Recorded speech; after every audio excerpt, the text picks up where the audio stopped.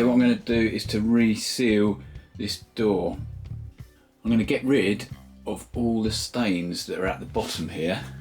I'm just going to give it a good sand down, and then I'm going to reseal it with some wood stain.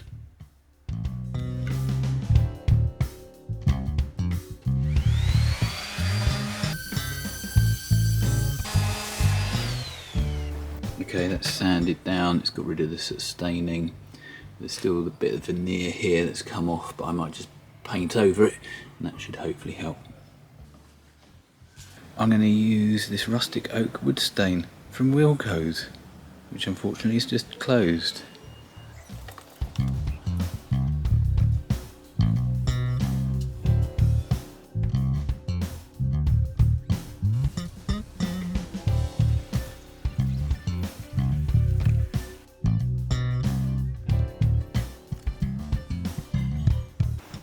Okay, it's just drying. Let's see what it looks like once it's dried.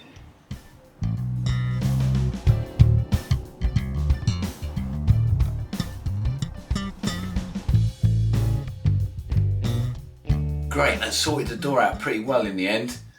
I used a couple of coats of the rustic oak stain. It's even matched up with the light switch quite well.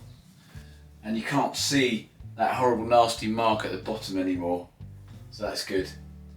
Okay, this is much tidier now. Cleaned it all up, and I've put my workbench at the end here. And I can store my mitre saw underneath here.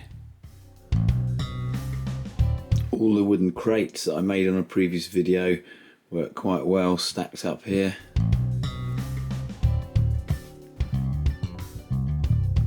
So that's another job done. Thanks for watching, and remember to subscribe for some more videos.